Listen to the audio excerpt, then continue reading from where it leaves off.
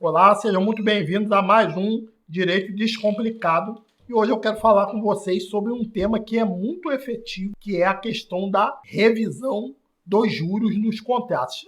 Há termos mais profundos para o direito, que uns chamam de anatocismo. Eu gosto de usar o termo de revisão dos juros, porque fica mais fácil para o consumidor entender, fica mais fácil para o advogado iniciante entender. E nesse vídeo eu quero falar com você qual é a prática que eu uso para identificar se um contrato está com juros abusivos e mostrar para o cliente se é viável ou não ingressar com ação judicial ou até mesmo ingressar na esfera administrativa para que possamos buscar junto ao banco uma forma de reorganizar a vida desse cliente, mostrando para o banco que o banco cobrou juros a mais, que o banco está cobrando dinheiro a mais do consumidor e isso pode prejudicar o banco numa ação judicial. O banco vai ter que gastar com advogado, o banco vai ter que ir às audiências, por isso que eu sempre busco a esfera administrativa primeiro e eu quero esclarecer para você aqui como eu faço isso. O primeiro passo que eu tenho é delimitar o marco temporal. O que é essa delimitação do marco temporal? É pegar quando que o contrato foi assinado, porque você vai perceber mais à frente que nós vamos falar como eu vejo se o juro está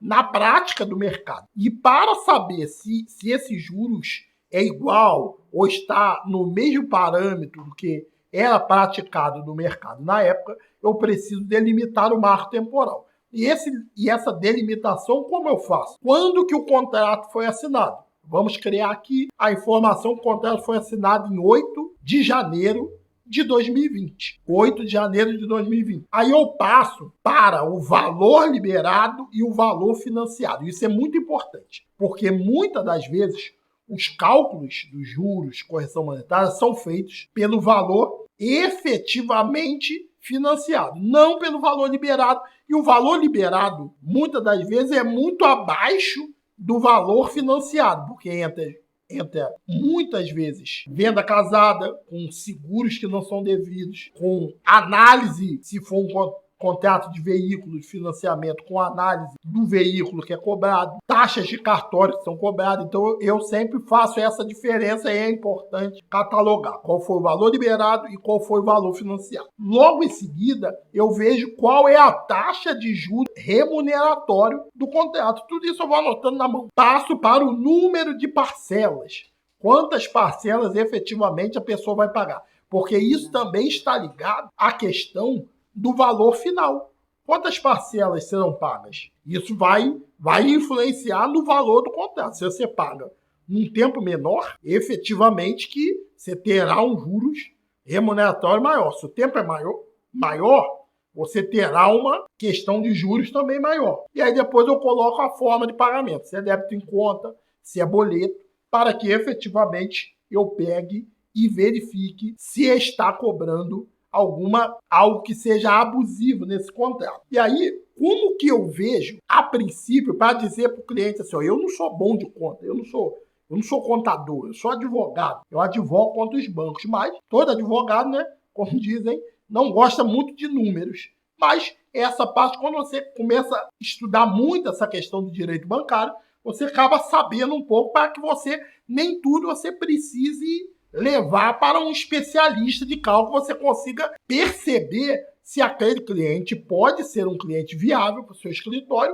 ou não. Eu vou lá no site do Banco Central e pesquiso qual era a taxa média do mercado. Lembra que eu falei com vocês lá atrás sobre o marco temporal? Eu vejo marco temporal, 8 de janeiro de 2020. Vou lá no site do Banco Central e vejo esse marco temporal. Se a taxa média do mercado naquela época é parecida com a taxa média do mercado que está aplicado naquele contrato efetivamente. Não quero entrar aqui em questões mais profundas, na questão de se é muito acima da taxa média, se está muito abaixo da taxa média. O que eu quero dizer para você aqui é que, analisando isso, eu consigo dizer para o meu cliente ali na hora se efetivamente vai valer a pena buscar uma readequação desse contrato. Porque se eu olho lá que a taxa de juros aplicada para esse meu cliente é muito abaixo ou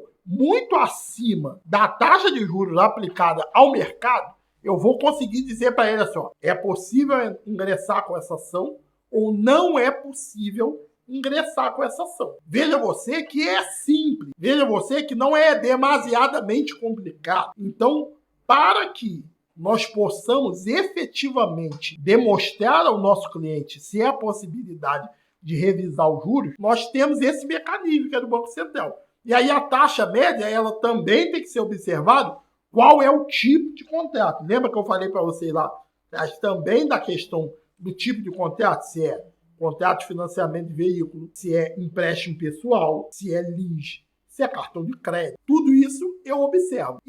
A taxa aplicada é muito acima da taxa média do mercado, que é o pontapé inicial. Eu digo para o meu cliente, ó, dá para a gente começar a construir essa tese para que efetivamente a gente mude esse cenário, porque você está pagando juros maior, muito maior do que a taxa média do mercado. Percebeu como que a advocacia bancária ela é uma advocacia que precisa que nós advogados estejamos profundamente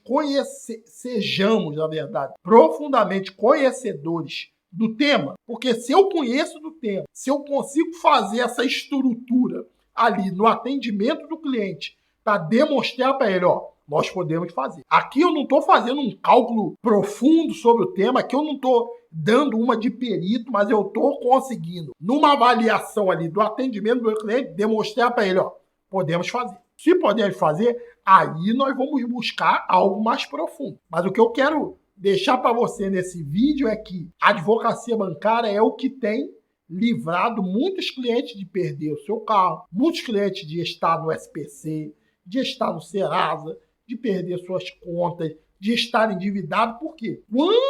Quando eu demonstro para ele isso, eu já falo para ele assim, ó, é possível. Sendo possível, eu demonstro para ele, por aquilo que está lá no site do Banco Central, que ele pode discutir essa abusividade dentro do contrato dele. E você pode me perguntar assim, Diogo, mas o que é abusividade? São questões que estão dentro do contrato, que estão fora da norma legal. É um contrato abusivo, por isso o nome juros abusivos, porque os juros estão cobrados muito fora daquilo que é a normativa legal. Então esse é o atendimento que eu faço com o cliente para demonstrar a ele que é possível revisar os juros daquele contrato. Se é possível revisar os juros, é possível também que ele tenha valores de volta. Porque se eu reviso os juros numa ação judicial, o STJ até já entendeu que os valores que foram pagos indevidamente, eles podem ser restituídos em dobro. Então perceba você, se eu tenho um contrato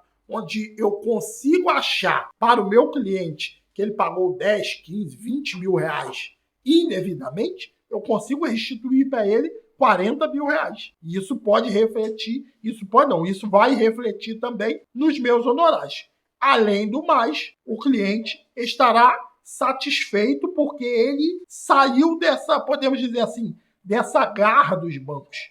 Ele estava estrangulado por essa questão dos juros que eram cobrados de forma abusiva e eu consegui livrar ele dessa questão. Viu como é que o atendimento do cliente bancário precisa ser certo, prático, mas esse cliente faça parte da sua vida para que esse cliente faça parte do seu escritório. Então essa é mais uma dica que eu deixo para você, advogado iniciante que está começando no direito bancário, e digo também muito obrigado por me ouvir.